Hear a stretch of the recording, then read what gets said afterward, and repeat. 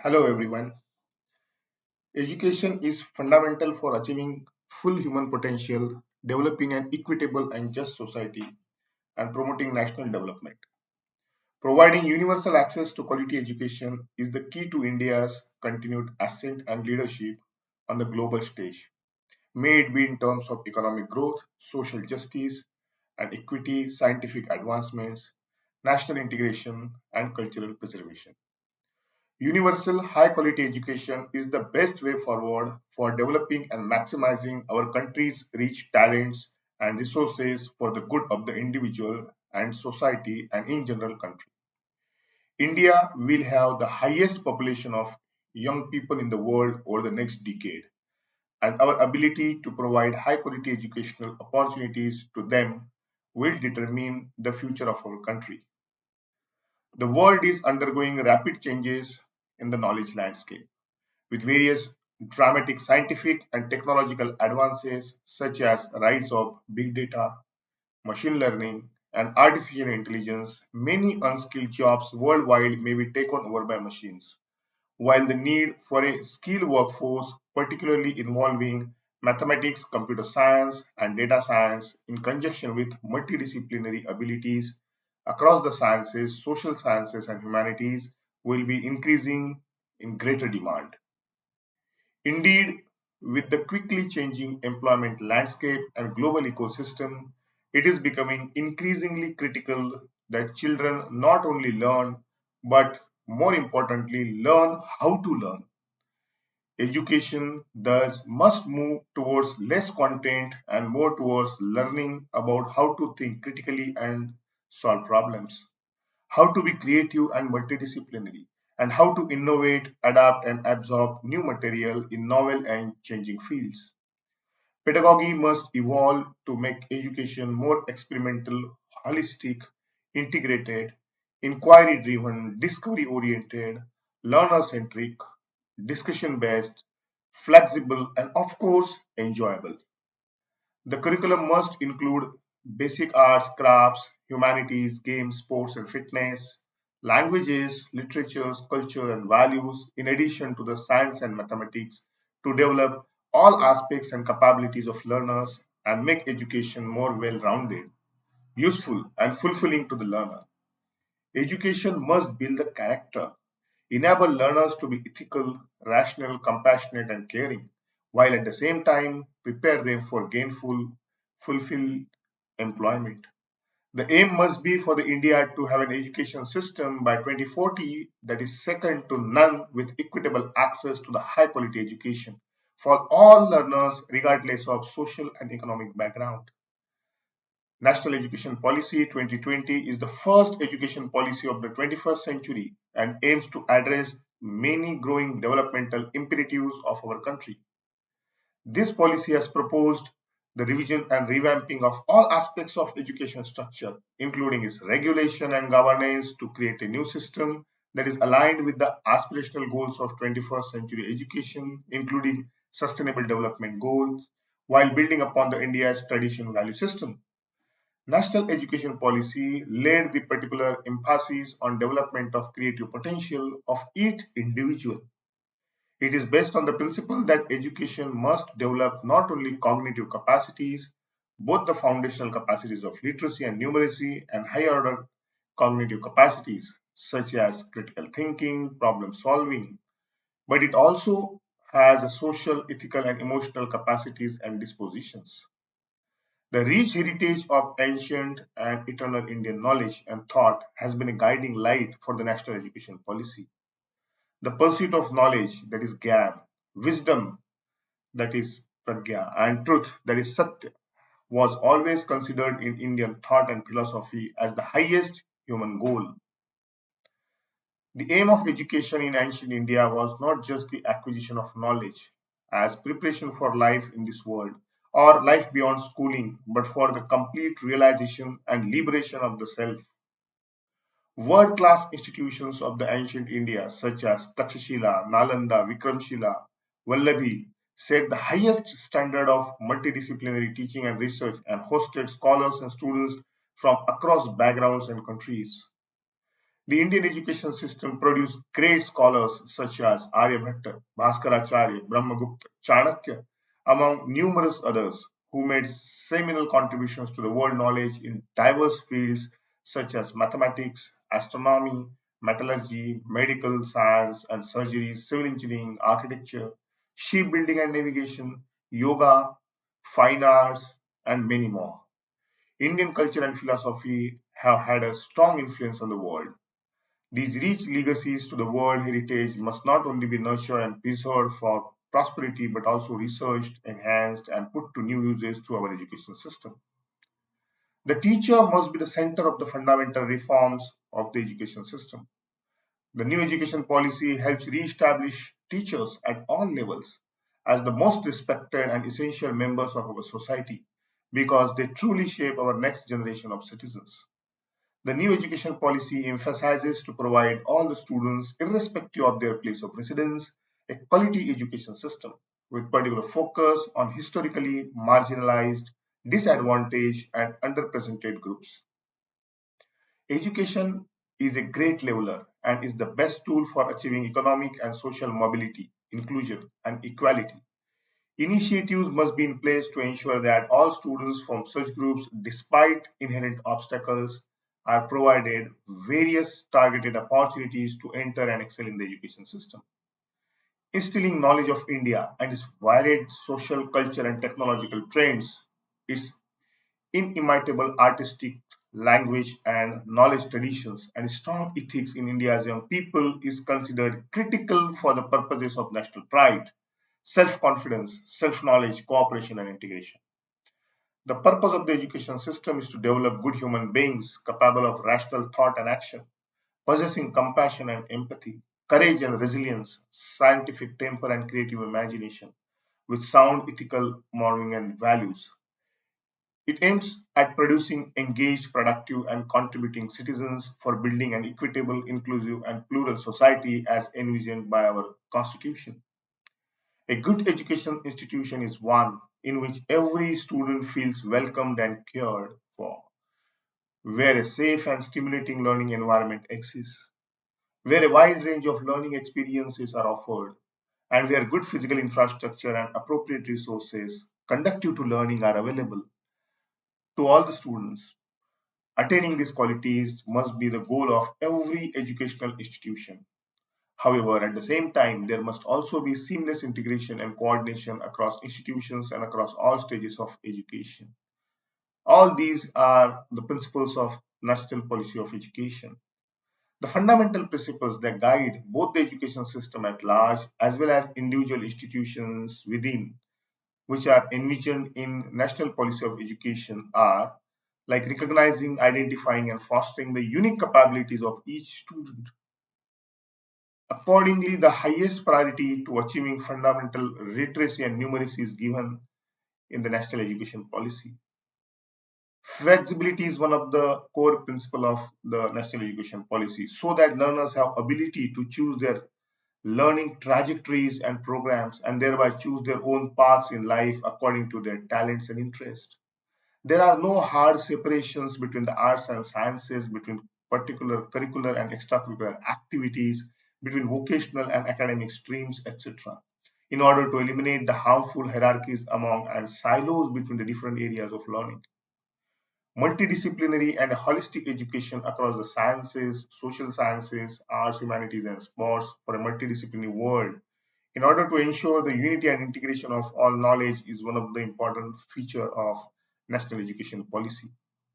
National education policy has an emphasis on conceptual understanding rather than the load learning and learning for exams. It also stresses on the creativity and critical thinking to encourage logical decision making and innovation. Ethics and human and constitutional values are core principles of the national education policy, promoting multilingual and power of language in teaching and learning. Life skills focus on regular formative assessments for learning, extensive use of technology, respect for diversity and respect for local context, full equity and inclusion, synergy in curriculum across all levels of education, teachers and faculty as heart of the learning process, It is a light but the tight regulatory framework to ensure integrity, transparency, and resource efficiency. It places more emphasis on the autonomy, good governance, and the empowerment. It also stresses on the outstanding research. It talks about the rootedness and pride in India. It also says that education is a public service. Substantial investment in a strong, vibrant public education system is must. India has been a land of people with scientific temper and robust engineering capabilities, and our civilization history has scientific evidence of structural engineering, water management, maritime engineering, etc. With the implementation of Visionary NEP 2020, we are integrating education with the skills, taking a multidisciplinary approach and making skilling and apprenticeship as a part of main curriculum. Offering courses in Indian languages is one of the suggestions under National Education Policy, which states that no student should be discriminated against in higher education institutes due to their language preferences. Introduction of engineering education in local languages and mother tongue, in line with the National Education Policy, will be an instrument of empowerment for our youth and will further strengthen our engineering prowess. Education in regional languages will immensely benefit the rural belt students who have been at a disadvantage till the present day purely due to the language transition in their schooling and further education system. Thus, National Education Policy is very good document, and I hope that successful implementation of National Education Policy will bring the self-confidence and pride in us. Thank you very much.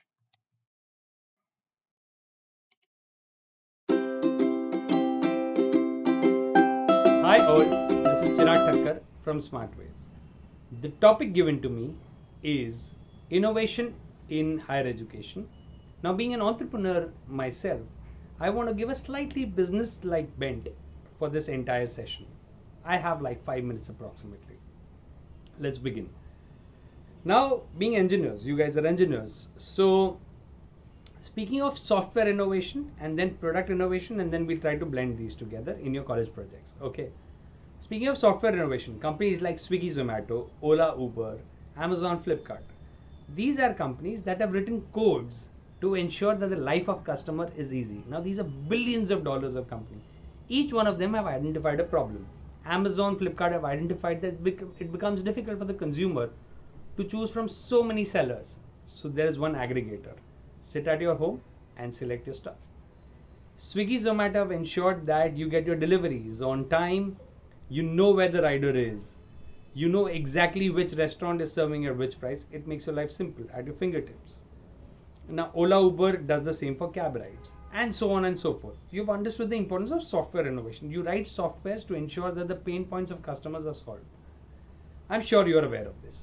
But I want to give a slightly day-to-day bend to the product innovations. Now, there are several product innovations like a phone, right? Your touchscreen phone. Initially there were phones where buttons had to be pressed, but top companies like Apple have changed this forever. Now you have touchscreen phones, you have software updates. It has changed life. But I want to give a slightly small day-to-day bent, as I said earlier. So let's begin. You enter your house, you remove your shoes. Just the products. We're just talking about the product innovations here. Okay. You enter your house, you remove your shoes, and you put them on a shoe rack. Shoe rack is a product. Shoe rack was too heavy to lift it, so now they have come up with lighter shoe racks because it becomes easy in shipping, because shipping costs are important in e-commerce. So lighter shoe racks have come in. People who want to showcase their top-notch sneakers, they have transparent shoe racks for them. Product innovation. After removing your shoes, you sit on the sofa, but there is paucity of real estate, pain point. So there is sofa which is foldable. It turns into a sofa cum bed. Product innovation, right? Utility. You move to the kitchen, you see someone cleaning the utensils. You see while the person is cleaning the utensils, the water pressure is an issue. The direction of the tap is an issue. Small products priced under 500 are available online, which increase the water pressure and also give the right flow to the water with enough density and enough speed rather to ensure that the utensils are cleaned properly. Product innovation, product under 500 crores rupees of worth of business. After that, you see someone who's cleaned the utensils, they want to now dry their hands. But for that, they need a napkin. Now that napkin in the kitchen has to be placed on a small hanger like stuff. But you're not able to identify, fit in the hanger with a nail because there are tiles in the kitchen. So now self-adhesive sticker hangers have come in, which have ensured that it becomes very easy, and these are all priced under 100. Again, available online, crores rupees worth products. These are not softwares, right? They are products. Slight, small innovations making life easy. Pain points. After that, you want to throw some stuff in the dustbin, but you don't want to touch the dustbin. So you have dustbins with pedals where you push the pedal with your leg and the lid of the dustbin opens. Again, small product innovation. Pain point, you don't want to touch the dustbin because it's dirty. Post that, you have washed the utensils. You want to keep them on a drying rack. But once you keep them on a drying rack, there is a lot of water collected down. So they have drying racks which have holes in it so that water drips away. Perfect. These are standard innovations.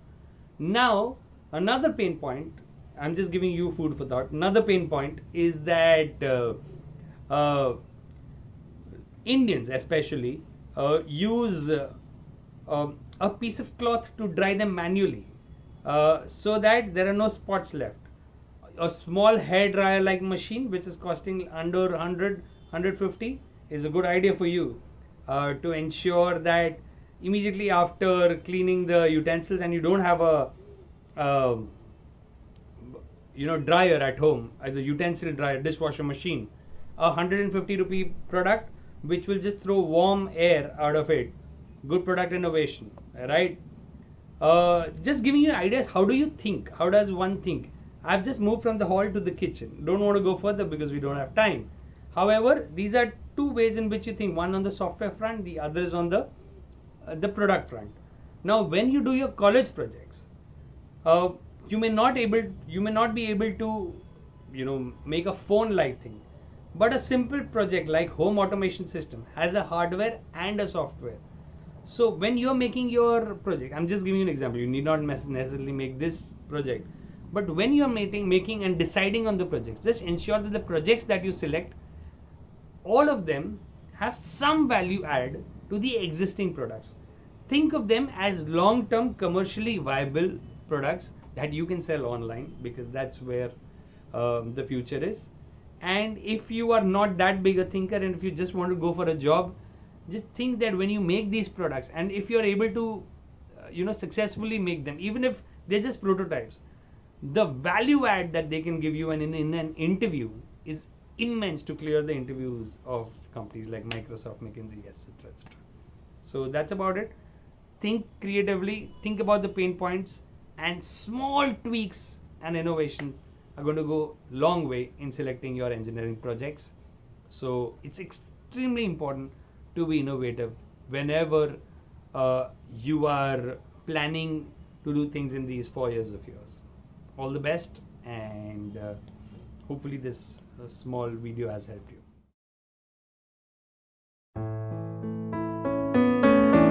Today, more than ever, it's important for higher education institutes to inculcate the startup culture. Now, what is startup culture exactly? Startup culture means that students are willing to take risk, students are fearless to take up innovation, and students are willing to look at industries and markets and customers and consumptions in a way that was never looked before. Now, this particular startup culture is not just important for starting up a startup. It's not just for entrepreneurship. It is also important for corporate, because today more than ever, corporates are struggling with trying to gain market share, trying to be competitive, and they would definitely benefit from entrepreneurial skills and startup culture amongst those who join them. Now, today, it's also the need of the hour to create employers, which would mean that these students instead of aspiring to be employees and looking for placement, should also aspire to start something of their own and become employers. And therefore, I think the need of the hour is indeed that all the institutes start thinking about not just graduating students, but also incubating those who would like to set up something of their own. We have enough evidence that when incubators at higher education institutes are well established, those incubators are able to support the students of those institutes to launch new products. There are success stories and unicorns that have come out of institutes with the help of incubators. So, like our Honorable Minister just recently said, how about every higher education institute create an incubation center on their own? It doesn't mean just to set up facilities and infrastructure. It is also to create a culture where students are encouraged to innovate, encouraged to disrupt markets, encouraged also to look at solutions that can solve the problems of the society and the communities today. So if we are able to achieve that, then India has got a very bright future. And for the higher education institutes, it's also one of the performance metrics that they should be, that they will be measured with. Thank you very much.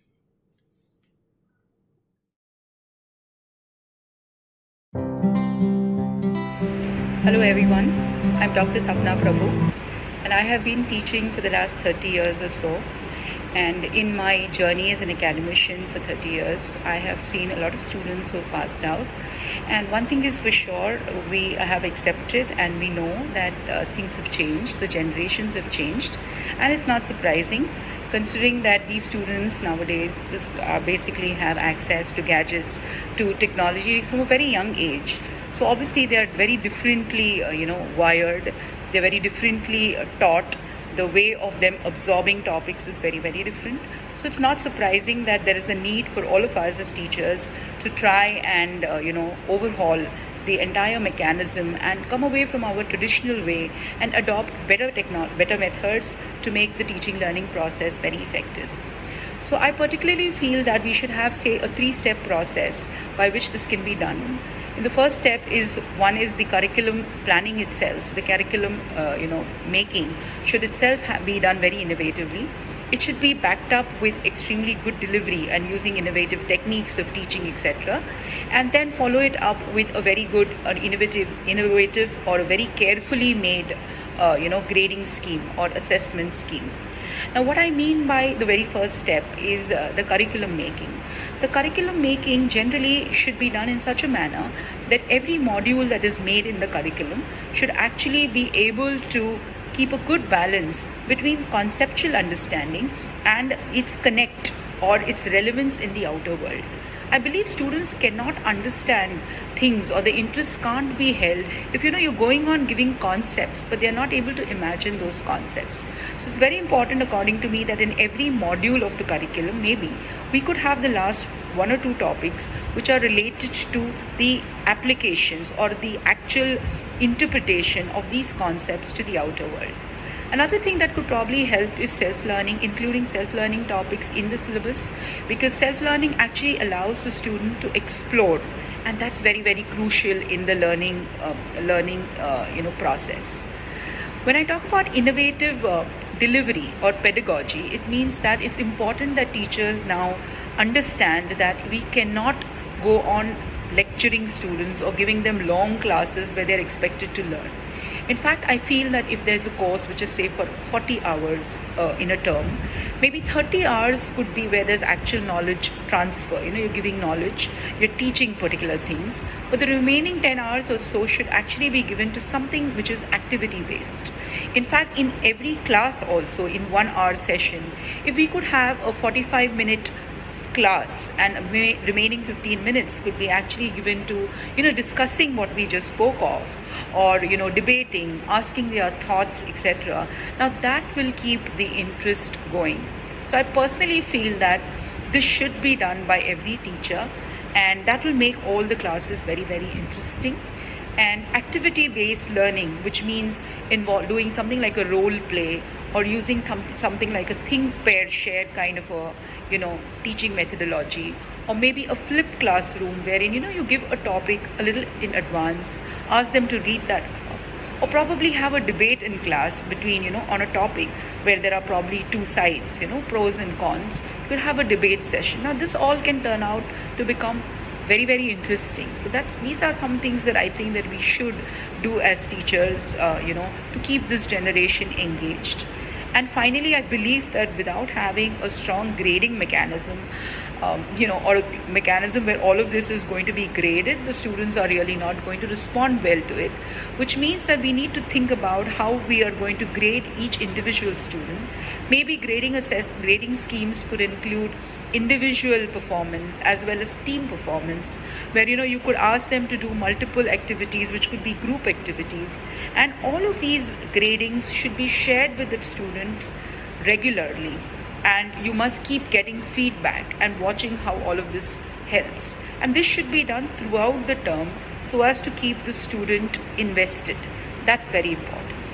So these were the few things that I feel that we all can do as academicians. Thank you so much for your patient hearing, and have a good day.